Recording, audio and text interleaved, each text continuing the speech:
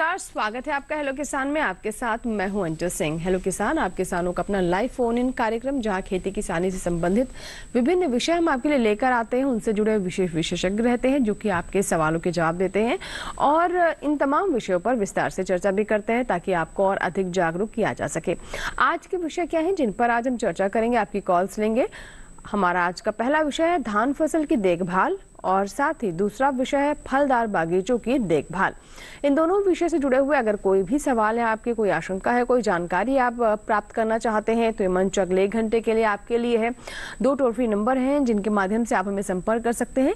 1800-113060, दूसरा नंबर है 1800-113061।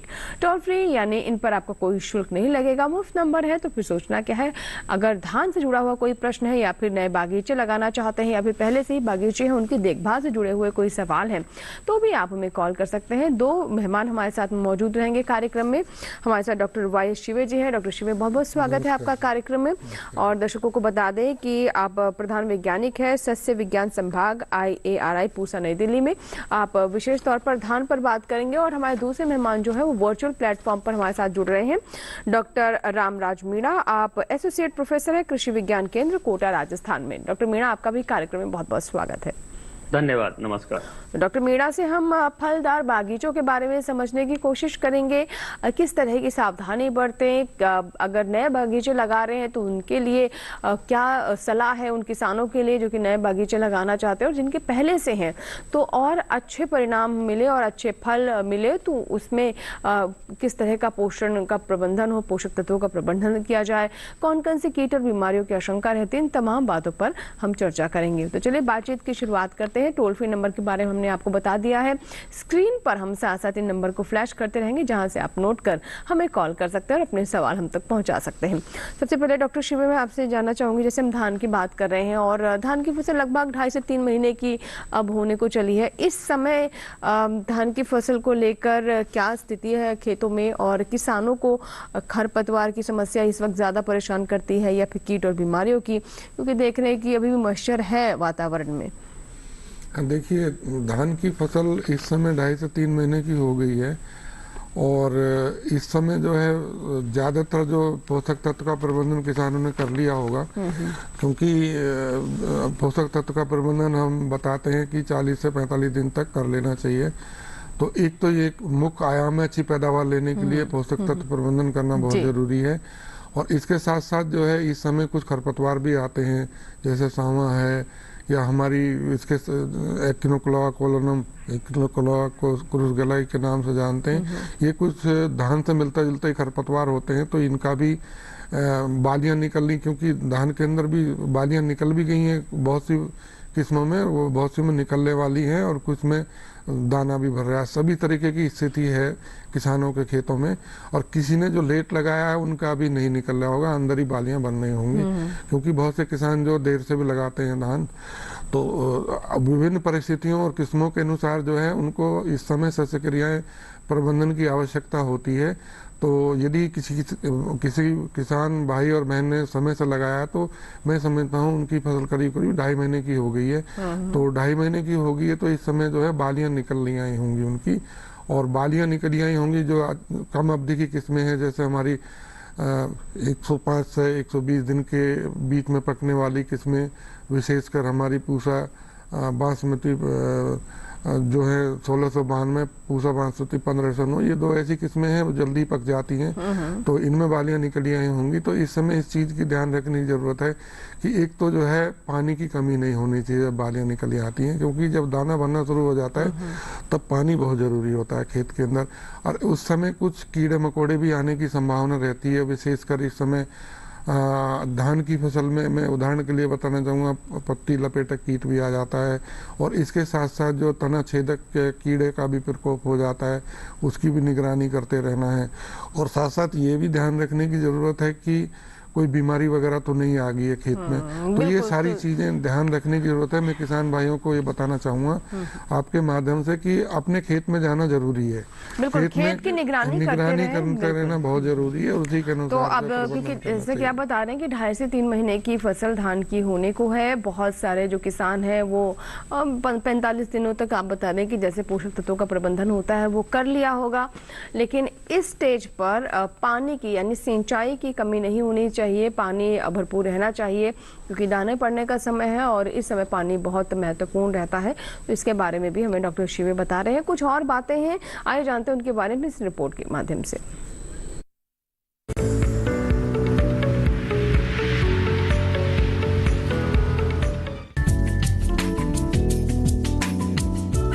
हमारे देश में सामान्य तौर पर धान की फसल लगाने के लिए पारंपरिक विधि का इस्तेमाल किया जाता है, जिसमें सबसे पहले धान की नर्सरी तैयार की जाती है और जब नर्सरी में पौध तैयार हो जाती है तो तैयार खेत में उन पौधों की रुपाई का काम किया जाता है।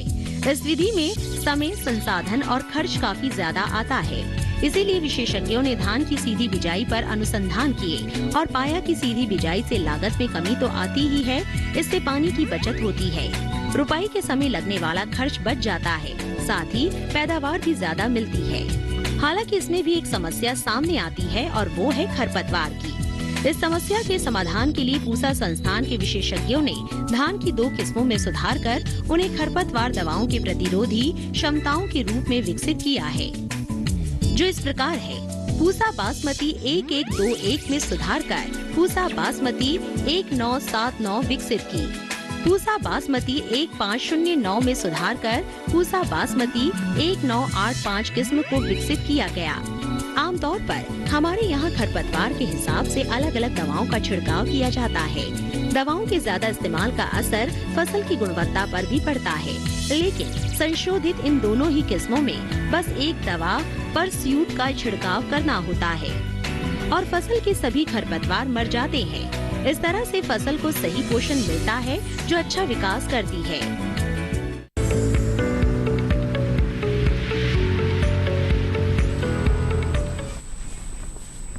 तो बिल्कुल, अभी आपने धान पर ये हमारी पूरी विस्तृत रिपोर्ट देखी। अगर आपके कोई भी सवाल हैं तो आप हमारे टोल फ्री नंबर्स पर कॉल कर सकते हैं, हमें आपके कॉल्स का इंतजार रहेगा।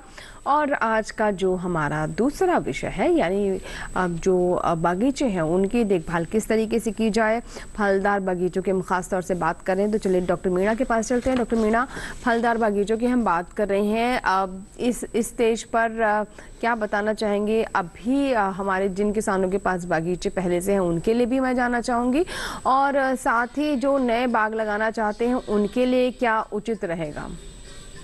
बिल्कुल किसान भाइयों, अभी देखिए जिन लोगों ने भी बाग लगा रखे हैं, जैसे अभी बाग एक ऐसी चीज है सारी साल भर फल आते हैं इसमें, यानी किसी में मृग बहार आती है, कभी हस्त बहार आती है, कभी अम्बे बहार आती है।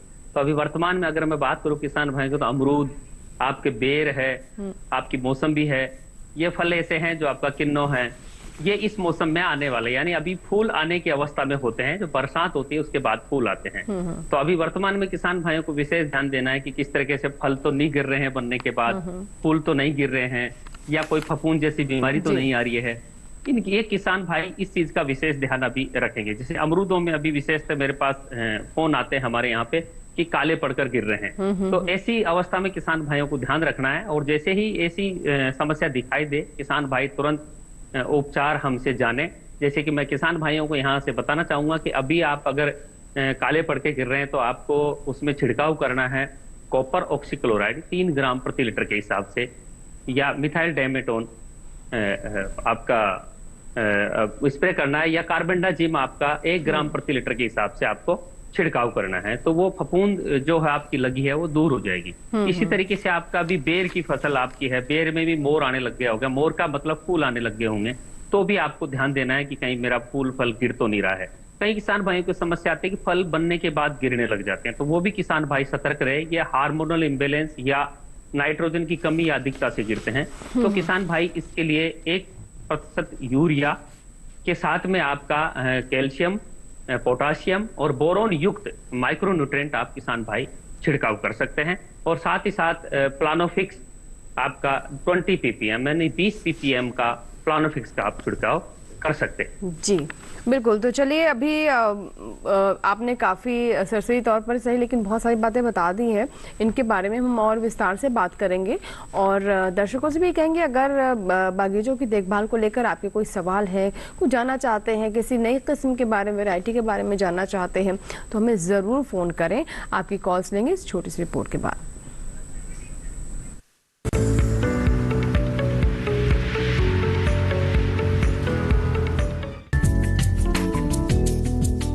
इस माह में किसान या बागवान अपने पौधों की लगातार निगरानी करते रहें, रोग या कीट लगने के लक्षणों को पहचान कर सही समय पर सही दवा का इस्तेमाल करें। साथ ही बागों में जिन पेड़ों पर फल पककर तैयार हो रहे हैं, उन फलों की समय समय पर तुड़ाई करते रहें।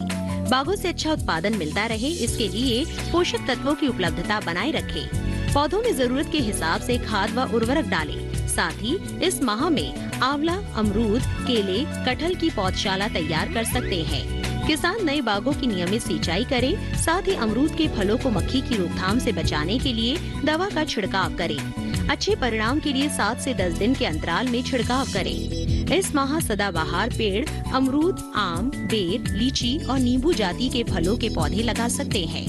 बाग लगाने से पहले 3 बाई 3 फुट के गड्ढे खोदें। गड्ढे के ऊपर की मिट्टी में गोबर की खाद और 2 किलो जिप्सम डालें। दीमक की आशंका वाले इलाकों में उचित दवा मिलाएं। वहीं पहले से लगे लीची के पेड़ों में जिंक की कमी के लक्षण दिखाई देने पर जिंक सल्फेट का छिड़काव करें। इस माह में पपीते के पेड़ लगा सकते हैं। केले में बीटल की रोकथाम के लिए मोनोक्रोटोफॉस 1.25 मिलीलीटर प्रति लीटर पानी में मिलाकर छिड़काव करें। आंवला में इंद्रबेला कीट की रोकथाम के लिए उचित दवा का छिड़काव करें। किसान दवा का इस्तेमाल हमेशा कृषि विशेषज्ञ की सलाह से ही करें।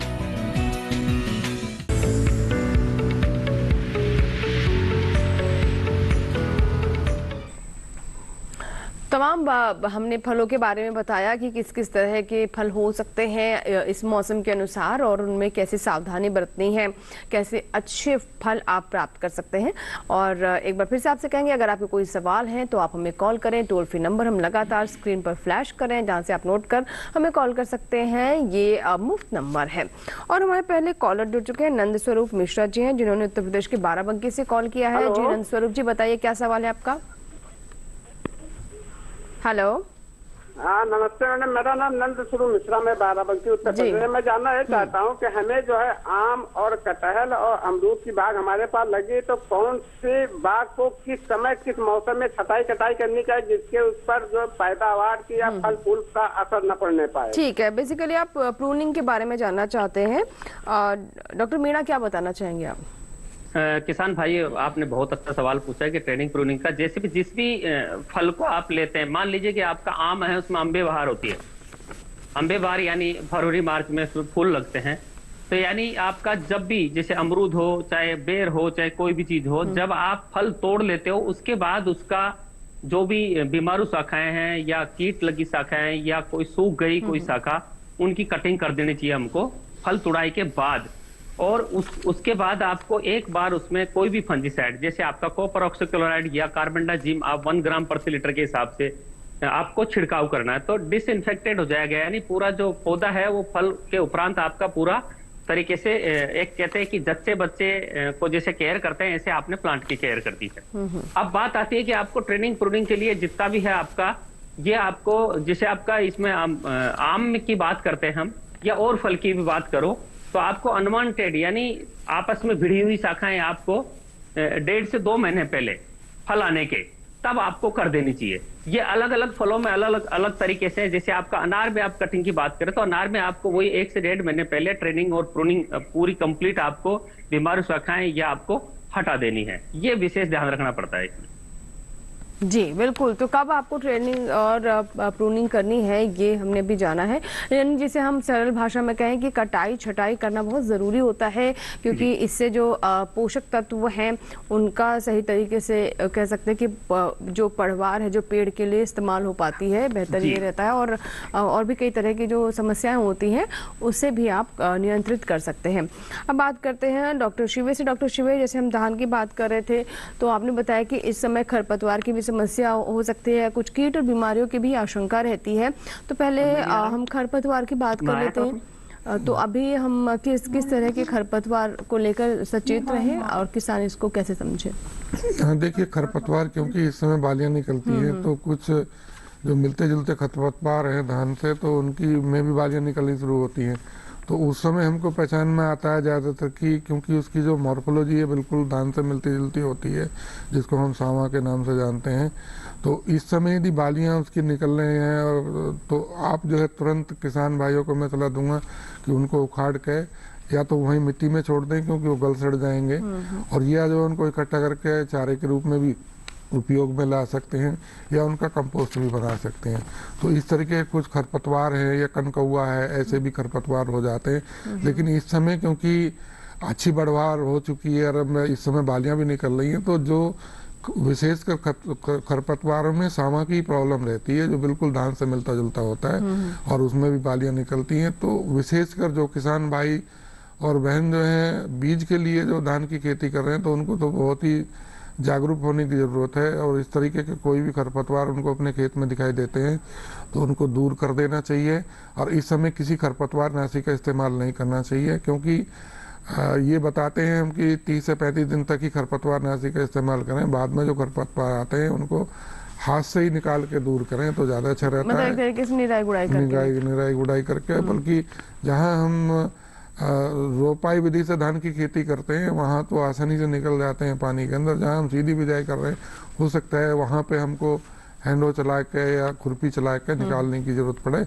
तो मैं ये बताना चाहूँगा। और दूसरी बात ये है कि जब किसान बहन और भाई जो है हमारे बीज के लिए धान की खेती करते हैं तो उनको ये भी ध्यान रखने की जरूरत है जब बालियां निकलती हैं किसी दूसरी किस्म के यदि उनके खेत में बालियां निकलती हैं तो उनको निकाल देना चाहिए, जिनको हम ऑफ टाइम प्लांट कहते हैं। तो उसको निकालने की जो प्रक्रिया होती है उसको रोगिंग कहते हैं। तो ये बीज के लिए बहुत जरूरी है। उदाहरण के लिए जैसे हमारी पूसा बासमती 1509 किस्म है, यदि उसमें जो पूसा बासमती 1692 के पौधे मिलते हैं तो उन्हें निकाल देना चाहिए क्योंकि वो ऑफ टाइप के होते हैं और हमारी बीज की जो है क्वालिटी को वो खराब करते हैं। बीज की क्वालिटी भी इससे प्रभावित होती है, उतनी अच्छी गुणवत्ता नहीं हो पाती है। इसलिए अगर बीज के लिए आप फसल ले रहे हैं तो इन बातों को जरूर ध्यान रखें। फिलहाल हमारे लिए यहाँ पर वक्त हो गया एक छोटे से ब्रेक का। ब्रेक के बाद भी हेलो किसान जारी रहेगा, बने रहे हेलो किसान के साथ।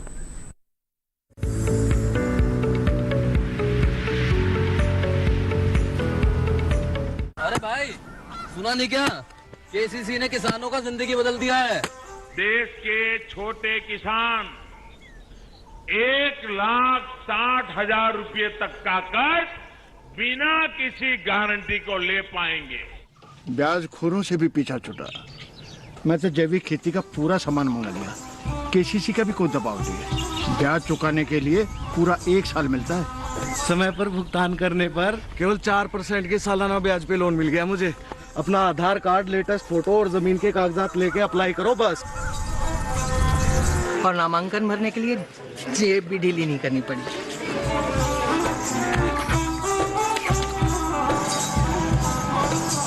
चाचा, उधार चुकाने के 24 घंटे के बाद उतने ही पैसे वापस निकाल सकते हैं। केसीसी ने किसानों की जिंदगी वाकई बदल दी है। तो आप भी किसान क्रेडिट कार्ड अपनाएं और सहजता से ऋण पाएं।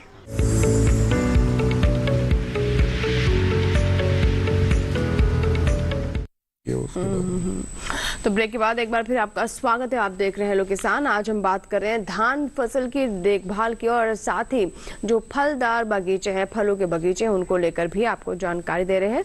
इस बीच एक हमारे साथ कॉलर जुड़ रहे हैं, नरेंद्र जी हैं, जिन्होंने हमें बिहार से कॉल किया है।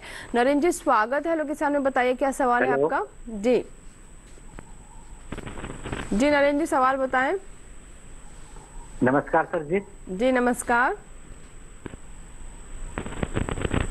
जी नरेंद्र किशोर जी, हम सुन पा रहे हैं आपका सवाल बताइए। नरेंद्र जी नमस्कार। सर मुझे कहना है कि आम के पेड़ में जब फल बन जाता है खूब बढ़िया, वो आम के पकने के समय में कीड़ा लग रहा है, सड़ रहा है, वो उसके क्या उपाय करें सर? कौन सा कीड़ा है वो? ठीक है सर, अभी हम बात कर लेते हैं। डॉक्टर मीणा हमारे साथ हैं। डॉक्टर मीणा क्या बताना चाहेंगे? बता रहे हैं कि आम में इनकी समस्या आती है ये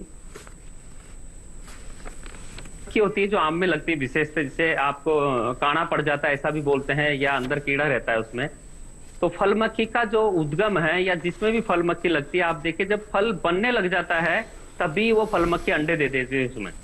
तो किसान भाई को विशेष तो ये करना चाहिए कि या तो फल मक्खी ट्रैप आती है आजकल, जो बिल्कुल जैविक कह सकते हो, उनको कोई स्प्रे भी नहीं करना पड़ता, मिथाइल यूजिनोल का ट्रैप होता है, वो 12 पौधों पे एक ट्रैप किसान भाई लगा दे। और साथ ही साथ उसके अंदर स्प्रे के लिए आपको विषसुग्गा, यानी उस फल मक्खी के लिए एक विषसुग्गा बनता है, जिसमें आपकी गुड़ की चाशनी लेकर के आप उसके साथ उसमें क्यूनालफोस नामक दवाई प्रति लीटर 4 से 5 ml का घोल बना ले। और वो जो चुग्गा है वो 8 से 10 पेड़ों के बीच में किसी भी पात्र में, या तो कटोरी हो या कोई मटकी का जो होता है आपका को सकोरा, उसमें आप रख के दें, तो वो जो फल मक्खी है वो उसमें आके खत्म हो जाएगी, क्योंकि खुशबू से आएगी वो। और जो ट्रेप है उसके अंदर आपका जो नर है वो उसके अंदर ट्रेप हो जाएगी, मादा जो है, तो और वो अंडे नहीं दे पाएगी आपकी। सारे का सारा नर उसमें आके मर जाते हैं उसके अंदर, ट्रेप के अंदर मिथाइल यूजिनोल की में। तो ट्रेप भी लगा सकते हैं और आपका स्प्रे भी कर सकते हैं, और इस तरीके से आपका जो फल है वो आपका काना नहीं पड़ेगा, जिससे आपको लगता है वो कीड़ा। तो ये फल मक्खी कीड़ा है आपका जी, इसमें लगता है। बिल्कुल। तो ये फल मक्खी का प्रकोप हो सकता है, हमारे जो दर्शक थे उनके लिए जानकारी है, और कैसे आप अपने बाग को, अपने फलों को बचा सकते हैं इस मक्खी के प्रकोप से, ये भी हमने जाना है। फिलहाल आज हमारे साथ जो दर्शक हैं वो बता रहे हैं कि कैसे धान की फसल की देखरेख करें, और जो फलदार बगीचे हैं उनके रख रखाव के बारे में भी जान रहे हैं। अगर आप हमारे साथ अभी भी जुड़े हैं तो दोनों विषयों के बारे में हमने आपको बता दिया है, और साथ ही टोल फ्री नंबर है जिन पर आप हमें कॉल करके अपने सवाल हम तक पहुंचा सकते हैं, तो आपकी कॉल्स का हमें इंतजार रहेगा।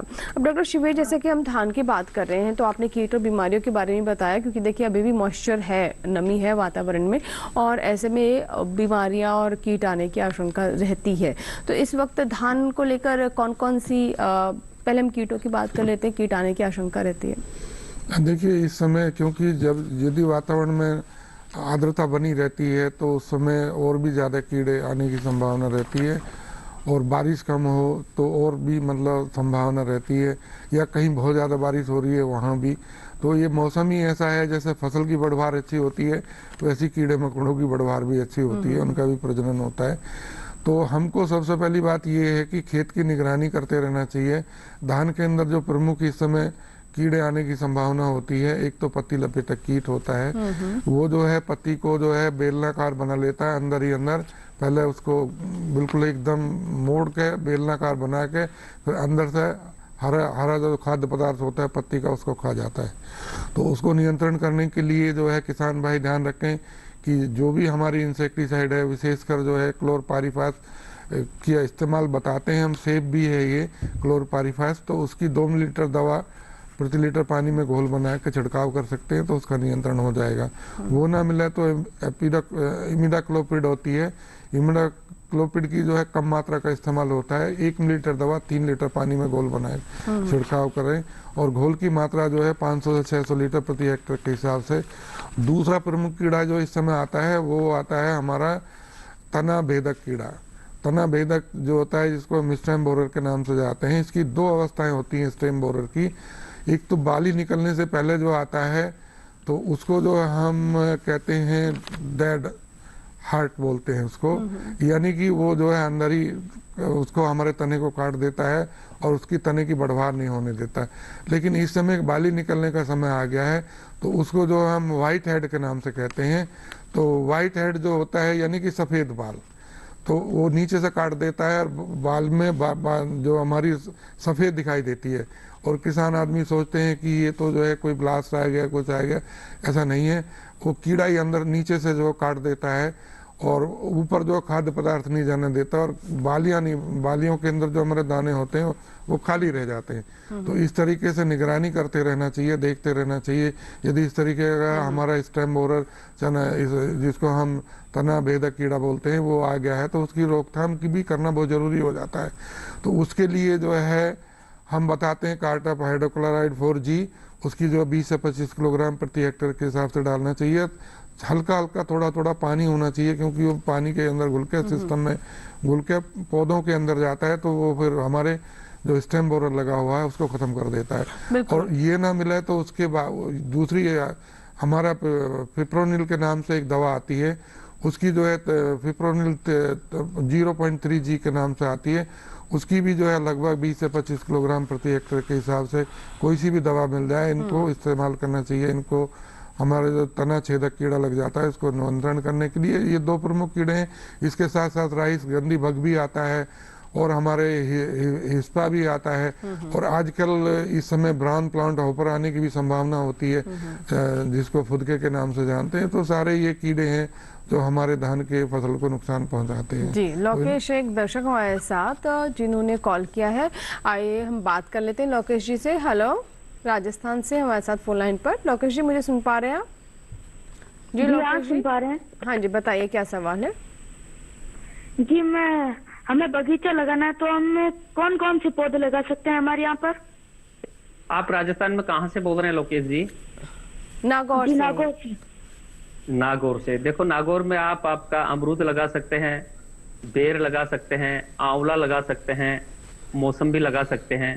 ये फल आसानी से आप वहां पे लगा सकते हैं। लसोड़ा लगा सकते हैं, आपका बील पत्र लगा सकते हैं, काफी फल लगा सकते हैं आप वहां पे। जी, तो इन्हें कुछ जानकारी और भी देना चाहेंगे सर? जैसे बिल्कुल बिल्कुल। हाँ। तो जो भी आप बगीचा लगाएंगे उसके लिए आपको गर्मियों के दिनों में यानी मई जून के माह में आपको 3 बाय 3 फीट आकार के गड्ढे खोदने हैं।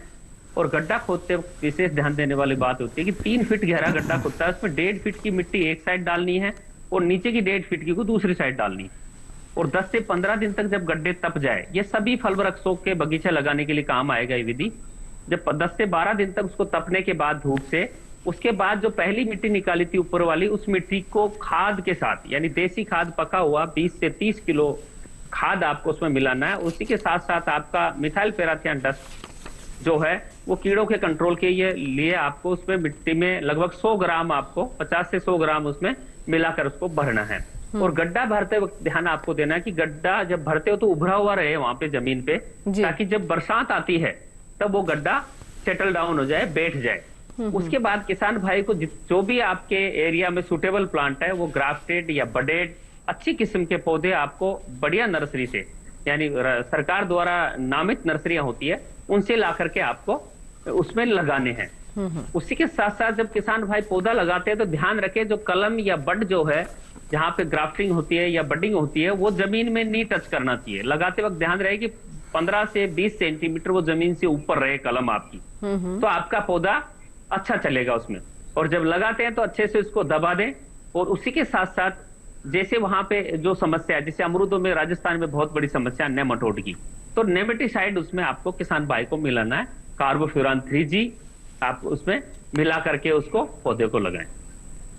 बिल्कुल। तो देखिए, जो हमारे दर्शक थे ये बागीचा लगाना चाहते हैं तो कौन कौन से विकल्प हैं उनके पास, ये भी हमें अभी डॉक्टर मीणा ने बताया। और साथ ही बागीचा लगाते वक्त खास बात है कि जो पौधे हैं वो प्रमाणित जगह से ही लें, क्योंकि फल के साथ यही होता है कि आप अभी आज पौधे लगा रहे हैं और उसके बारे में 3-4 साल लग जाते हैं पता लगने में, कि तब पता चलता है कि सही हमने पौधे नहीं लिए। तो ये एक समस्या आ जाती है। और क्योंकि लंबी फसल होती है, बाग तो 1-2 दिन में तैयार नहीं होते, 1-2 महीने में कई साल लग जाते हैं। तो बिल्कुल 5 से 6 साल में फल दे पाते हैं पौधे। जी जी बिल्कुल। तो इसलिए प्रमाणित पौधा ही किसान भाइयों को लगाना चाहिए। बिल्कुल बिल्कुल। तो इस वजह से हम बार बार कहते हैं, चाहे वो कोई और फसल हो या फिर बागवानी से जुड़े हुए पौधे हो, प्रमाणित जगह से ही लेना उचित रहता है, ताकि किसी तरह की आशंका ना रहे। और जाहिर सी बात है, अगर कोई समस्या नहीं होगी तो हमारे किसानों को इससे लाभ भी हो पाएगा। सर, अब बागवानी की हम बात कर रहे हैं, तो देखिए क्या वजह आपको लगती है कि जितनी तेजी से इसका क्षेत्रफल बढ़ना चाहिए था वो नहीं बढ़ रहा है? हालांकि सरकार इसको प्रोत्साहित करने के लिए कई कदम उठा रही है, क्या इसके असर दिखाई दे रहे हैं फिलहाल? बिल्कुल। जब से राष्ट्रीय बागवानी मिशन हमारे पूरे भारत में लागू हुआ है 2004-05 से, तब से बहुत बेहतरीन बदलाव आए किसान भाइयों में कि लेकिन किसानों में अवेयरनेस की वजह से, यानी उनको प्रॉपर जानकारी नहीं होने की वजह से वो हिम्मत नहीं कर पाते। जबकि जिन जिन किसान भाइयों ने बाग लगाए हैं वो उत्तरोत्तर उसको बढ़ा ही रहे हैं। यानी किसी ने मान लीजिए कि 5 बीघा में बगीचा लगाया, वो सोचता है मैं 10 बीघा में कर लूं। किसान भाइयों, इसका प्रमुख कारण है आय में वृद्धि। जो भी किसान भाई है, सामान्य फसलों की अपेक्षा इसमें अच्छी आय मिलती है, लगभग 3 से 4 गुना किसान भाई आय वृद्धि कर लेता है। लेकिन उसमें जो डर किसान में रहता है कि 4 साल तक मेरा खेत खाली रह जाएगा, तो हम हमारे प्रशिक्षणों के माध्यम से, कृषि विज्ञान केंद्रों के माध्यम से, विभाग के माध्यम से हम जानकारी देते हैं कि आपका खेत खाली नहीं रहेगा। वो कैसे नहीं रहेगा कि उसमें 4 साल तक आप अंतर फसलें कर सकते हैं। अंतर फसलों में आपका गेहूं, चना, सरसों, जितनी भी दाल वाली फसलें हैं वो बहुत लाभकारी रहती है, वो आप अंतर फसलें कर सकते हैं। उसमें जो चाहो सब्जियां उगा सकते हैं, केवल धान को छोड़ करके। धान में क्योंकि लगातार पानी भरा रहता है, इससे बगीचे को नुकसान होता है, तो ये फसलें आप लगातार 4 साल तक ले सकते हैं, यानी कंपनसेटरी इनकम आपको मिलती रहेगी, किसी तरह का नुकसान नहीं होगा। इसी दौर में किसान भाइयों को लगता है कि इसमें पैसा ज्यादा लगता है, क्योंकि पौधे के पैसे लगाने पड़ेंगे, बूंद बूंद सिंचाई आपको लगानी पड़ेगी, तो उसके लिए भी सरकार आपके साथ रहती है। लगभग 50 से 70% अनुदान पर आपको पौधे और बूंद बूंद सिंचाई आपको अनुदान पर मिलती है। मात्र आपको 30% पैसा आपको लगाना होता है। तो किसान, मैं कह सकता हूं कि लगता है कि किसानों को जानकारी के अभाव में ही वो इस चीज की तरफ हिम्मत नहीं कर पाते। उसमें कोई दिक्कत वाली बात नहीं है। और जब किसान को फल मिलता है तो वो देखता है, यार ये तो खाद्यान्न फसलें मैं जो कर रहा था उससे आधे में मैंने ये लगा ली, तो इससे तो कहीं ज्यादा मुझे मुनाफा मिल रहा है। तो किसान भाई इस तरफ प्रशिक्षणों के माध्यम से जानकारी के बाद निश्चित तौर पर आते हैं, ऐसी बात नहीं है, परंतु इतनी जानकारी नहीं मिलने के खातिर ही वो थोड़ा डरता है। तो मैं किसान भाइयों को हेलो किसान के माध्यम से कहना चाहूंगा कि आप अपने नजदीकी कृषि अनुसंधान केंद्र, कृषि विज्ञान केंद्र और उद्यान विभाग के केंद्र आपके बिल्कुल तहसील स्तर पर आजकल हो गए हैं, तो वहां जाकर आप मिलेंगे तो वहां के एक्सपर्ट आपको बताएंगे कि ये अमुक फलदार वृक्ष आप लगाएं और ये किसान को सुविधाएं, जो आपकी सब्सिडी है, आर्थिक मददें हम देंगे आपको। जहां से भी वो प्रमाणित नर्सरी से पौधा लाता है, तुरंत उसको आधा पैसा उसको मिल जाता है, उसके खाते में आ जाता है। और लगातार तक 3 साल तक आपको लगभग 20 से 22 हजार रुपए का आर्थिक अनुदान सरकार और देती है उनको लगाने के लिए, उनकी गुड़ाई करने के लिए, उसमें खाद डालने के लिए, उसमें कीड़े और आदि कंट्रोल करने के लिए, जितने भी आपकी दवाएं आती है उसके लिए भी अनुदान देती है। मतलब एक तरह से केस पैसा किसान भाइयों को मिलता है। तो किसान भाइयों की इस तरफ ज्यादा से ज्यादा निश्चित तौर पे आ रहे हैं किसान, ऐसी बात नहीं है, पर गति थोड़ी स्लो होने का रीजन ये है कि वो पैसा थोड़ा सा लगता है शुरुआती दौर में। पर जी बिल्कुल, तो जैसा कि आप बता रहे हैं कि जो सरकार की तरफ से प्रयास किए जा रहे हैं उसका निश्चित तौर पर असर दिखाई दे रहा है। पहले से किसानों की सोच बदल रही है, वो पारंपरिक फसलों के साथ साथ कुछ नया भी करना चाहते हैं और बागवानी एक बहुत अच्छा विकल्प है। खास बात ये भी है कि इससे हमारे किसानों की आय को बढ़ाने में काफी मदद मिलती है, जो कि सरकार का मकसद भी है कि हमारे किसानों की आर्थिक स्थिति को और बल मिले। फिलहाल वक्त एक छोटे से ब्रेक का कहीं मत जाएगा, ब्रेक के बाद भी आपके कॉल्स लेते रहेंगे। आज के विषय है, खास तौर पर हम बात कर रहे हैं कि जो फलदार बाग है उनकी देखरेख कैसे करें और धान फसल में देखरेख।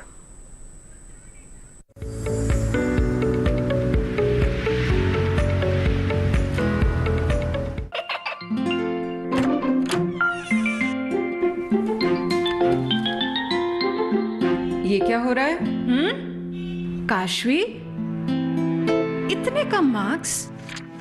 काशू बेटा पढ़ा करो, पढ़ोगी नहीं तो आगे कैसे बढ़ोगी? मम्मा मैं भी तो आपसे यही कहना चाहती हूँ, पढ़ा करो। आप पढ़ोगे नहीं तो आगे कैसे बढ़ोगे? मतलब?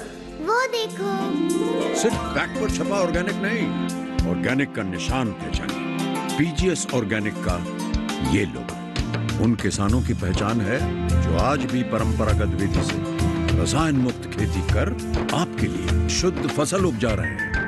अब समझे मम्मा, अगर मैं प्योर ऑर्गेनिक फूड नहीं खाऊंगी तो अच्छे मार्क्स कहाँ से लाऊंगी? अच्छा बच्चों, जैविक खेती की इस मुहिम को आगे बढ़ाइए, शुद्ध ऑर्गेनिक अपनाइए।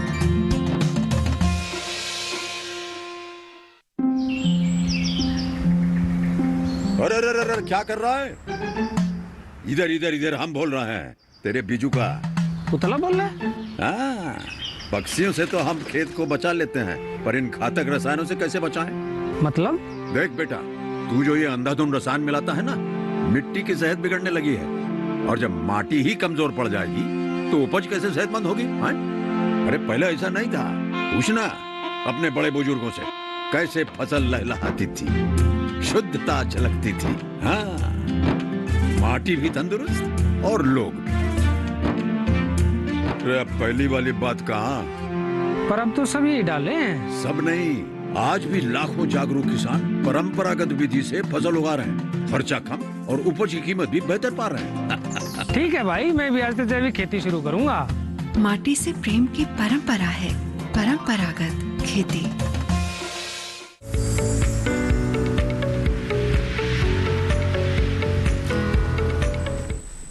ब्रेक के बाद एक बार फिर आपका स्वागत है। आप देख रहे हैं लोग किसान। आज हम बात कर रहे हैं धान फसल की, किस तरीके से धान फसल की देखरेख करें, और साथ ही फलदार बागों के रखरखाव पर भी हम चर्चा कर रहे हैं। दोनों ही विषय से जुड़े हुए अगर आपके कोई सवाल हैं तो आप हमें कॉल करें।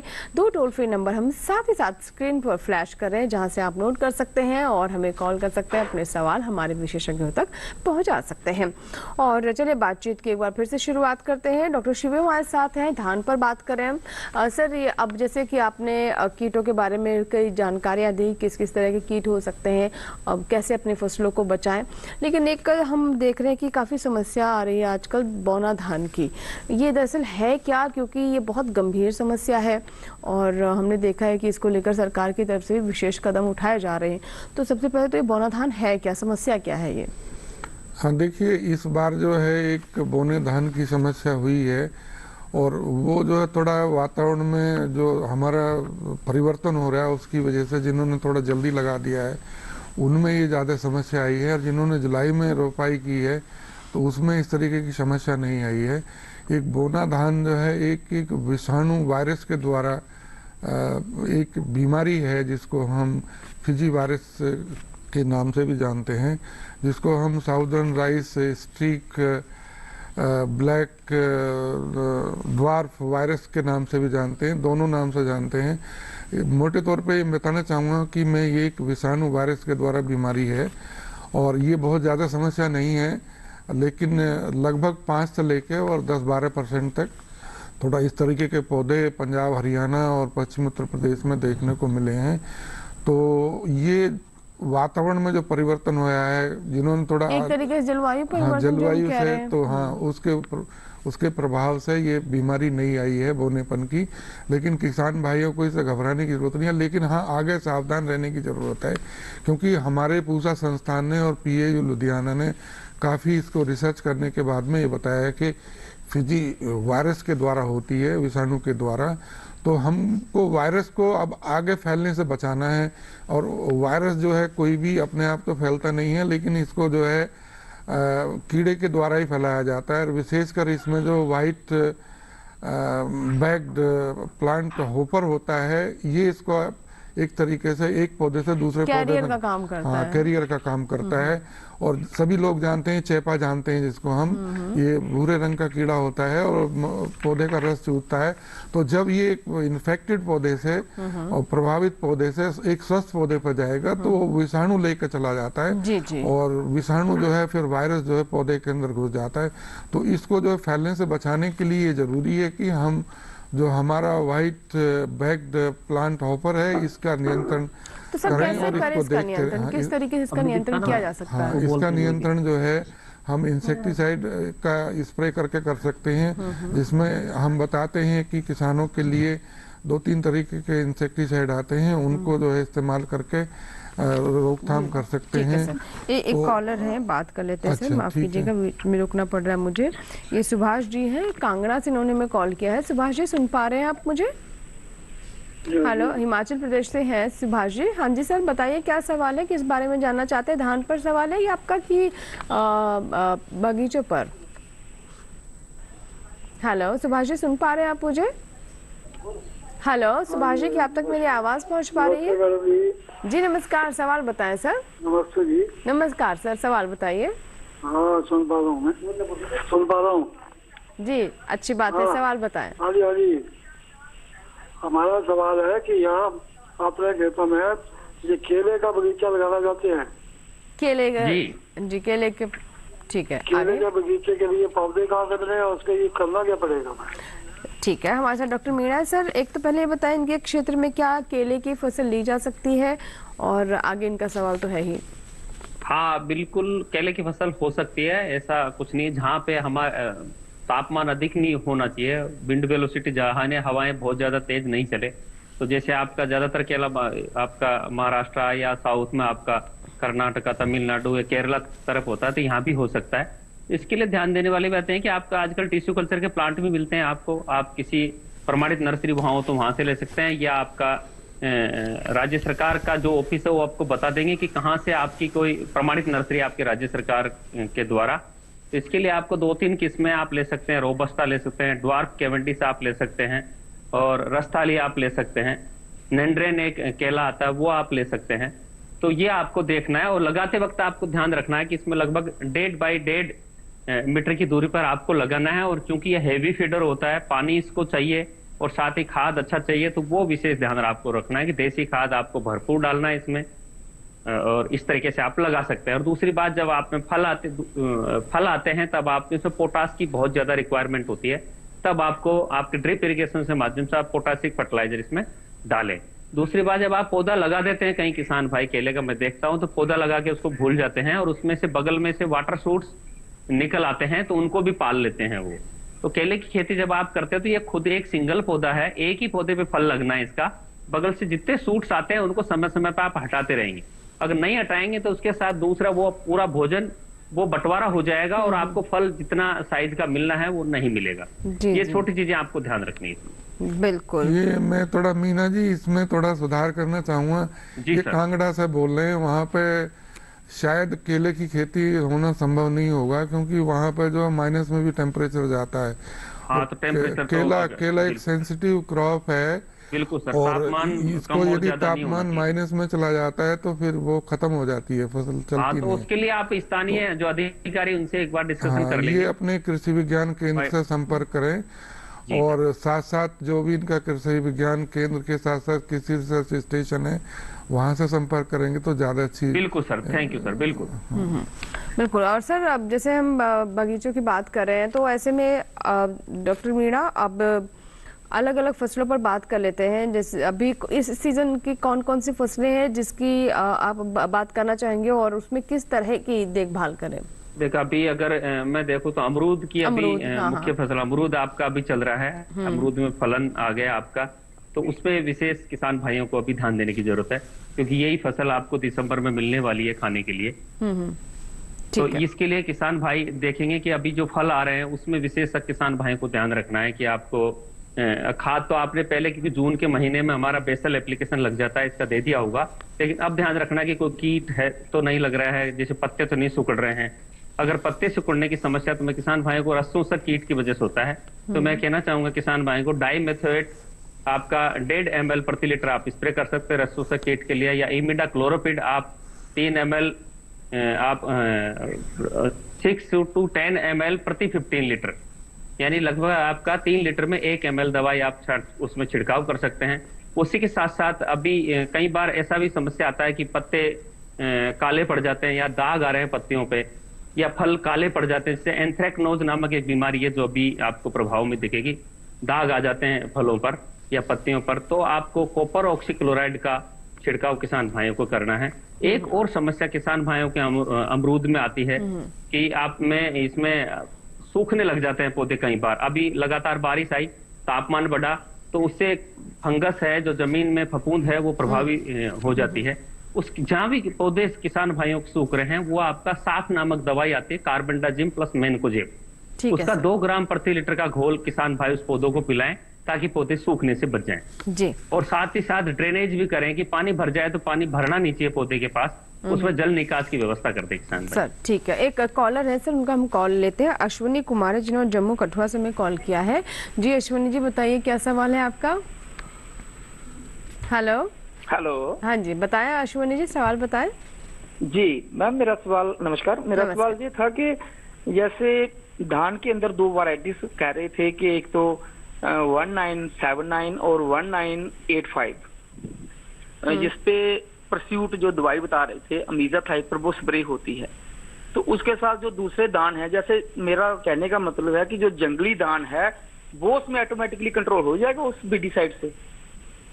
हाँ देखिए, ये आपने अच्छा की बात कर रहे हैं। ये आपने अच्छा सवाल पूछा है। बिल्कुल, कोई भी जो उसकी उस किस्म के अलावा जो हमारी पूसा ने ये 2 वैरायटी अनुमोदित की हैं परस्यूट डालने के लिए, तो एमेजोथाइड का जो भी कोई भी खरपतवार हैं या दूसरी किस्म के पौधे हैं वो सारे मर जाएंगे। केवल जो है पूसा बासमती 1979 और पूसा बासमती 1985, ये 2 किस्में जो हैं अनुमोदित की हैं सीधी बिजाई के लिए। तो आने वाले समय में ये ऐसा माना जा रहा है कि एक सीधी बिजाई के लिए ये एक बहुत ही महत्वपूर्ण योगदान होगा, जहां हम पानी की बचत भी कर सकते हैं, खरपतवार का नियंत्रण अच्छे ढंग से कर सकते हैं और अच्छी पैदावार ले सकते हैं। तो आपने जो पूछा है कि जंगली जो हमारी धान होता है उसका नियंत्रण हो जाएगा, बिल्कुल नियंत्रण हो जाएगा। बिल्कुल।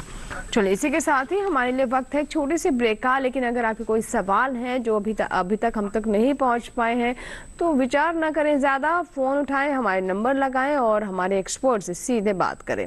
फिलहाल वक्त एक छोटे से ब्रेक का, आपकी कॉल्स लेंगे इस ब्रेक के बाद।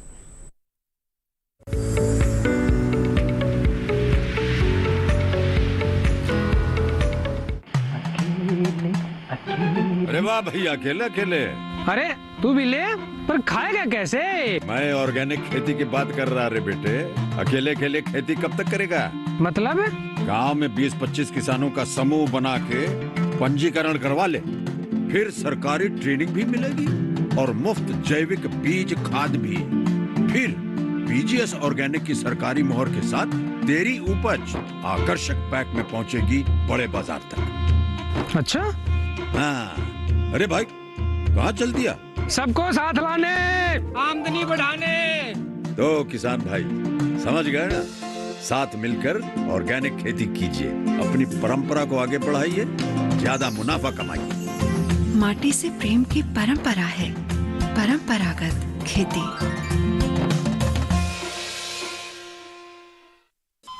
अरे सुन तो। मुझे क्या सुनाना चाहते हो? जो सुनाओ मेरी सौतन को। किसको? अरे वही तुम्हारा मोबाइल फोन जिससे सुबह शाम दिन रात चिपके रहते थे और कहते थे किसान कॉल सेंटर से बातें हो रही हैं। अच्छा ये बात है। हाँ, क्यों? क्या हुआ? अब बात नहीं होती क्या? अब तो झट से बात हो जाती है। ऐसा क्या? हाँ, अब तो ज्यादा लाइनें और खास तकनीक के कारण खेती के माहिरों से तुरंत बात हो जाती है। और अगर कभी लाइन व्यस्त हो तो अपनी समस्या फोन पर रिकॉर्ड करा दो, वहाँ से फोन आ जाता है और समस्या की हल का मैसेज भी आ जाता है। ये देखो आ गया। अरे वाह, इसका मतलब इंतजार की घड़ी अब खत्म। हाँ। तभी मैं सोचूं कि आजकल मुझ पर इतना प्यार क्यों आ रहा है। कृषि संबंधी समस्याओं का अपनी भाषा में तुरंत हल पाने के लिए पूरे भारत में किसी भी फोन से हेल्पलाइन नंबर पर संपर्क करें। किसानों का दोस्त किसान कॉल सेंटर।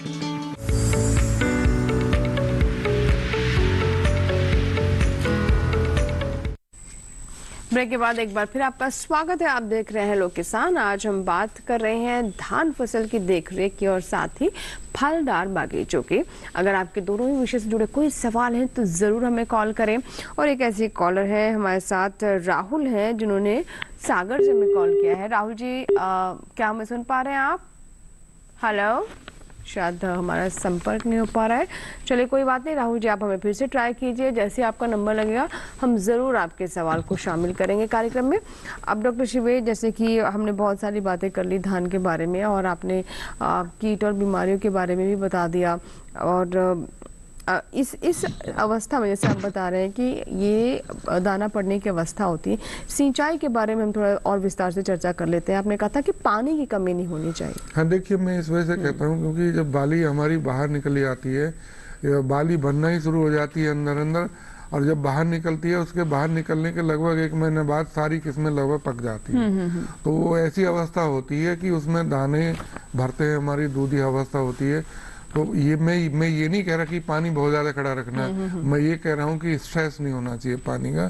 पानी हल्का हल्का हमको देना है और बहुत ज़्यादा पानी खड़ा नहीं रखना है, लेकिन स्ट्रेस नहीं आना चाहिए। स्ट्रेस का मतलब ये है कि दरार पड़ने से पहले ही हमको पानी दे देना है। तो इस चीज़ का ध्यान रखना, तो दाने हमारे अच्छे भरेंगे। और यदि किसी तरीके का स्ट्रेस आ जाता है फिर हमारे दाने सुकड़ जाते हैं और फिर दाने अच्छे ढंग से नहीं भरते। तो इस वजह से जो है बाली निकलने के बाद में और फिजियोलॉजिकल स्टेज तक, मैच्योरिटिकल जो आती है फिजियोलॉजिकल मैच्योरिटी, तब तक जो है हमें पानी का अच्छे ढंग से प्रबंधन करना है। विशेषकर क्योंकि अभी थोड़ी बारिश जो है नॉर्दर्न इंडिया में, पंजाब हरियाणा में नहीं हो रही है, अभी थोड़ा सा ड्राई स्पेल चल रहा है, मैं इस वजह से कह रहा हूँ। तो बहुत से किसान जो है इस चीज़ का जरूर ध्यान रखेंगे। जो भी स्रोत है उनका, ट्यूबवेल है, पंप सेट है, कैनाल है, तो पानी का सुनिश्चित करें अपने धान के अंदर जो है बाली निकलने के बाद में फिजियोलॉजिकल मैच्योरिटी तक। और हो सकता है कहीं बहुत ज़्यादा बारिश भी हो रही है तो वहाँ जल निकास की भी आवश्यकता होती है, क्योंकि दाना भरते समय बहुत ज़्यादा पानी भी अच्छा नहीं है। तो ये चीज़ ज़रूरी है। और विशेषकर क्योंकि लंबी अवधि वाली जो किस्में हमारी जैसे पूसा बासमती नंबर 1 है या पूसा बासमती 1401 है, 1460 है, लंबी अवधि की है थोड़ी तो, लेकिन क्वालिटी बहुत अच्छी होती है इनकी। और ये पूसा बासमती 1121 है, 1121 है, इसकी क्वालिटी बहुत अच्छी होती है। तो थोड़ा दाना मतलब इनका जो है धीरे धीरे भरता है, तो दाना अच्छा भरना चाहिए, तो उसके लिए पानी को भी आपको प्रबंधन करना है। और इस बात का ध्यान रखना, बहुत ज़्यादा पानी खड़ा नहीं रखना है, लेकिन 1-2-3 सेंटीमीटर पानी रहेगा तो बहुत अच्छा रहता है दाना भरते समय। गजानंद एक दर्शक हैं जिन्होंने हमें झारखंड से कॉल किया है, आइए बात कर लेते हैं। गजानंद जी स्वागत है हेलो किसान में, बताइए क्या सवाल है। हेलो जी सर, मुझे सुन पा रहे हैं आप? गजानंद जी आप हमारे साथ फोन लाइन पर हैं। हेलो हेलो सर, हेलो जी नमस्कार। संतरे हमारे सर गिर जा रहे हैं, संतरे के पेड़ है। संतरे के पेड़ गिर रहे हैं। पौधे संतरे का फल जो है, फल छेदेगा, इसमें छेद कर दे रहा है और फल गिर रहे हैं, पकने लायक अब हो रहा है, मतलब हाँ बिल्कुल बिल्कुल। आप ये फल गिरता है तो इसको दबा के देखिएगा, इसमें से ऐसे हवा सी निकलती है, छेद हो जाता है, ऐसा होता है। हेलो, शायद अब हमारे साथ फोन लाइन पर नहीं है गजानंद जी। मैं समझ गया है, ये अम्बे बहार का फल है। संतरा में 2 तरह के फल आते हैं, मृग बहार और अम्बे बहार। ये गर्मी में जो फलटे रहा है वो अभी हो रहा होगा। इसमें फल मक्खी की वजह से सामान्यतः यही समस्या आती है, फल मक्खी जो है वो डंक मार देती है और उससे इन्फेक्शन हो जाता है उसके अंदर, वो फल गिर जाता है। तो इसमें भी किसान भाई आप ध्यान रखें, इसमें ट्रैप आप लगा दें, फ्रूट फ्लाई ट्रैप आती है वो आप लगा दें। और आपका क्यूनाल फॉस को जो विष चुग्गा गुड़ के साथ पहले बताया, उसको आप 8 से 10 पौधों के बीच में एक चुग्गा रख दें और 12 से 15 पौधों के बीच में एक फ्रूट फ्लाई ट्रैप लगा दें। तो निश्चित तौर पे सारा जो मेल है उसके अंदर आ जाएंगे और वो फल मक्खी आगे बढ़ नहीं पाएगी और नियंत्रित हो जाएगी। जैसे कि आपने पहले भी बताया था इसके बारे में कि किस तरीके से फल मक्खी का अगर प्रकोप है तो कैसे उसका समाधान करें।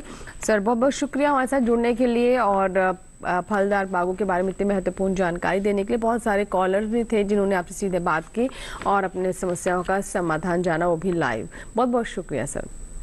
नमस्ते, धन्यवाद। और हमारे साथ डॉक्टर शिवे भी हैं। डॉक्टर शिवे, क्योंकि अब कार्यक्रम को समाप्त करने का समय है, अंत में कुछ आप हमारे दर्शकों को बताना चाहेंगे? मैं किसान भाई और बहनों से ये अनुरोध करूंगा हेलो किसान के माध्यम से कि वो अपनी फसल की निगरानी करते रहें, खेत अवश्य जाएं और देखते रहें कि उस समय पानी की ज़रूरत है या कोई खरपतवार आ गया है उसको निकालने की ज़रूरत है, साथ साथ कोई कीड़ा मकोड़ा तो नहीं आ गया है या बीमारी तो नहीं आ गई है, तो उसी अनुसार जो प्रबंधन करें।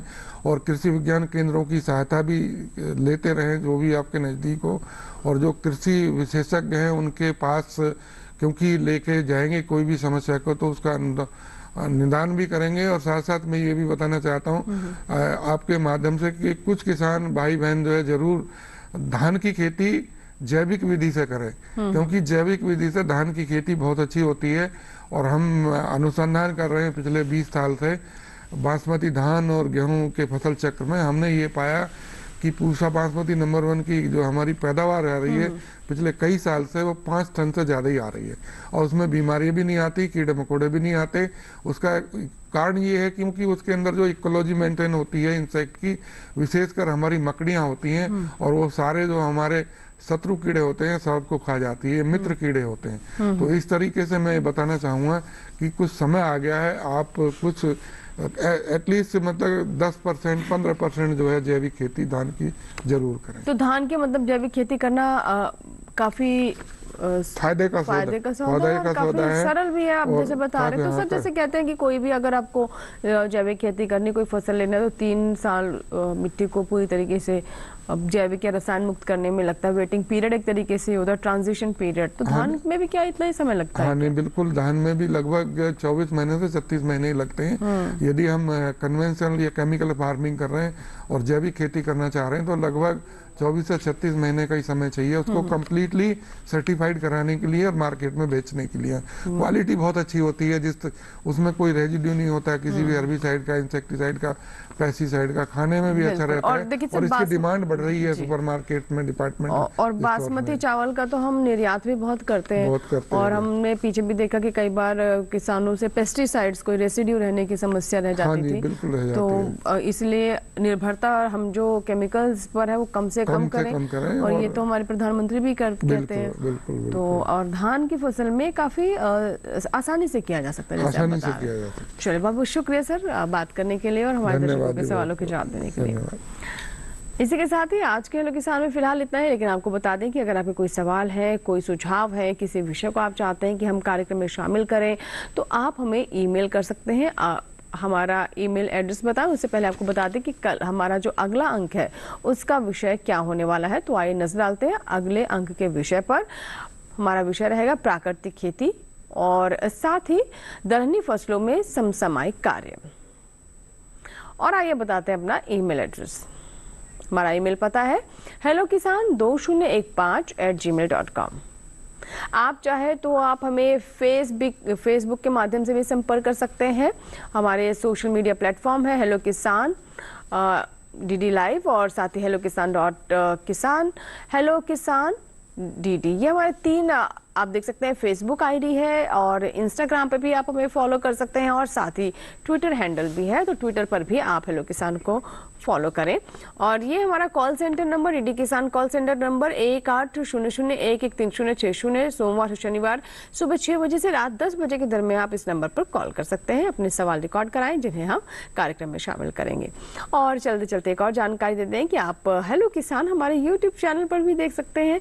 इसके लिए इस QR कोड को स्कैन करें @DD किसान चैनल, ये हमारा आईडी है यूट्यूब चैनल का, जहां पर आप हेलो किसान के आज के इस एपिसोड को चाहे तो दोबारा देख सकते हैं, पुराना कोई एपिसोड देखना चाहते हैं तो वो भी वहां पर आपके लिए उपलब्ध है। यहाँ लेंगे आपसे इजाजत, लेकिन आप बने रहे दूरदर्शन किसान के साथ। नमस्कार।